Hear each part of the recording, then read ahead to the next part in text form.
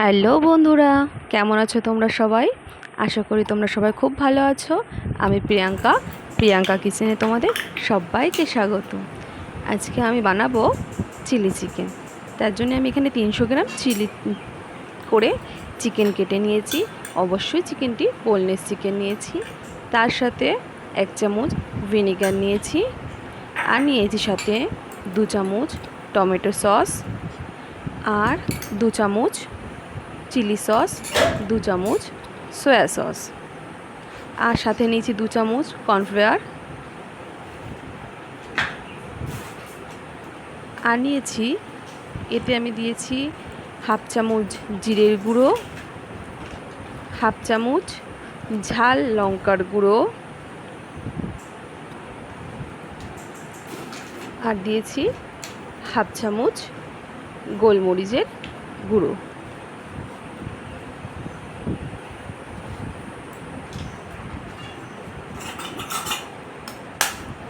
সাথে দিয়েছি একটা ডিম। যেহেতু আমি 300 গ্রাম চিকেন নিয়েছি, তাই জন্য আমি একটা ডিমই ব্যবহার করেছি। যদি আপনারা বেশি চিকেন নেন তাহলে 2টো ডিম ব্যবহার করতে পারেন। এবারে সামান্য পরিমাণে আমি একটু নুন দিয়ে ভালো করে মাখিয়ে 30 মিনিটের জন্য রেস্টে রেখে দেবো। বন্ধুরা, আমি এখানে সামান্য পরিমাণে নুন দিচ্ছি কারণ সসে প্রচুর পরিমাণে লবণ থাকে। এবার আমি এটা ঢেকে 30 মিনিট রেস্টে রেখে দেবো। 30 মিনিট পর আবার ফিরে এসেছি। দেখুন, এখানে আমি আদা, কাঁচা লঙ্কা আর রসুন বেটে রেখেছিলাম, ওটি ভালোভাবে মিশিয়ে নিলাম, আর 1/2 চামচ গরম মশলা দিয়ে ভালোভাবে মেখে আমি এটি 5 মিনিটের জন্য রেখে দিলাম। 5 মিনিটে আমি চিলির সবজিগুলো কেটে নিলাম। ক্যাপসিকাম আর পেঁয়াজ কেটে পাপড়ি ছাড়িয়ে নিয়েছি, সাথে আদা কুচি আর রসুন কুচি নিয়েছি। একটা কড়াই বসিয়ে উনুনে এখানে সাদা তেল দিয়ে তেলটিকে ভালোভাবে গরম হওয়ার জন্য রেখে,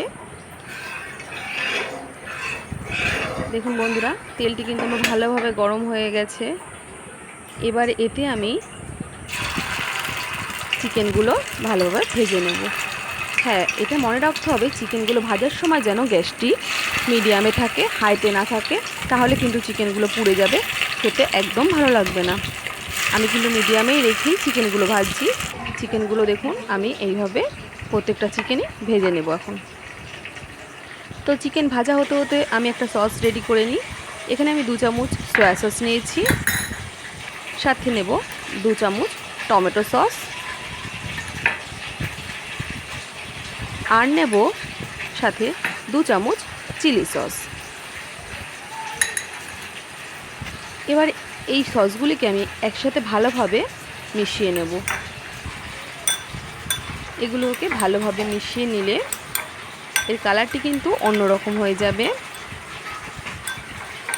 এর মধ্যে এবার আমি 1 চামচ ভিনিগার দেব।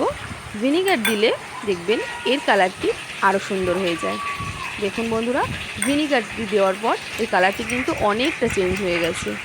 আমি ভিনিগারটি দিয়েও ভালোভাবে এটি মিশিয়ে নেব। ভালোভাবে মেশানো হয়ে গেলে আমি এটি সাইডে রেখে দেব।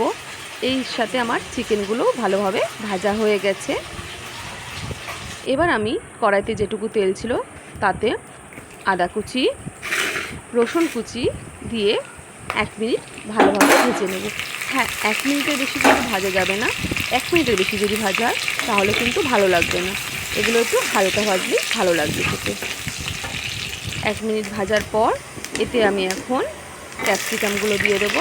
ক্যাপসিকামগুলো আমি 1 মিনিট ভেজে নেব। ক্যাপসিকামগুলো আমি এখন 1 মিনিট ভেজে নিচ্ছি।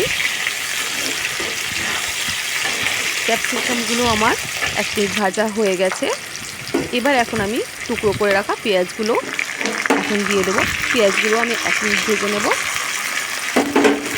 পেঁয়াজগুলোকে এখন আমি ভালোভাবে মিশিয়ে তেলের সাথে 1 মিনিট ভেজে নেব।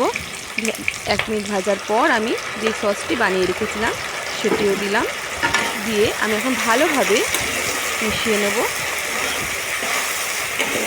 এখানে কিন্তু আমার বেশিক্ষণ ভাজতে লাগবে না। আর দেব 1/2 চামচ ঝাল লঙ্কার গুঁড়ো, আপনাদের চয়েস। ঝাল লঙ্কার গুঁড়ো আপনারা দিলেও দিতে পারেন, না দিলেও না দিতে পারেন। আমার একটু ঝালটা ভালো লাগে তাই আমি একটু ঝাল লঙ্কার গুঁড়ো দিলাম। সাথে নিয়েছি আমি এখানে হাফ কাপ জল, তাতে আমি এখানে 2.5 চামচ কর্নফ্লাওয়ার নিলাম। কর্নফ্লাওয়ারটি জলের সাথে ভালোভাবে গুলিয়ে নিতে হবে, যাতে কোনোভাবে দলা পেকে না থাকে। দলা পেকে থাকলে কিন্তু ভালো লাগবে না একদম। এটি এখন আমার ভালোভাবে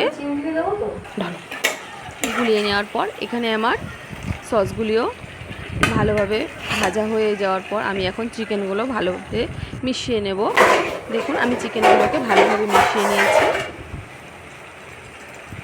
এখন আমি চিকেনগুলোতে যে জলটি গুলিয়ে রেখেছিলাম কর্নফ্লাওয়ারে, ওই জলটি এখন দিয়ে দিলাম। এখানে আমি জলটি দিয়ে ভালোভাবে নাড়িয়ে মিশিয়ে নেব। এটি কিন্তু ভালোভাবে নাড়িয়ে নিতে হবে, না হলে কিন্তু এটি দলা পেকে থাকবে, ভালো লাগবে না খেতে। আমার চিলি চিকেনটি হয়ে গেছে, আমি বন্ধ করে দিয়েছি গ্যাসটি। দেখুন আমি নামিয়ে দেখাচ্ছি আপনাদেরকে। চিলি চিকেনটি দেখতে কত সুন্দর হয়েছে, দেখতে যেমন সুন্দর হয়েছে খেতেও কিন্তু তেমনই সুন্দর হয়েছে। ভিডিওটি আপনাদের ভালো লেগে থাকলে সাপোর্ট করে আমার পাশে থাকবেন। আমি আরও অনেক নতুন নতুন ভিডিও নিয়ে আপনাদের কাছে আসবো। টাটা বন্ধুরা, ভালো থেকো, সুস্থ থেকো।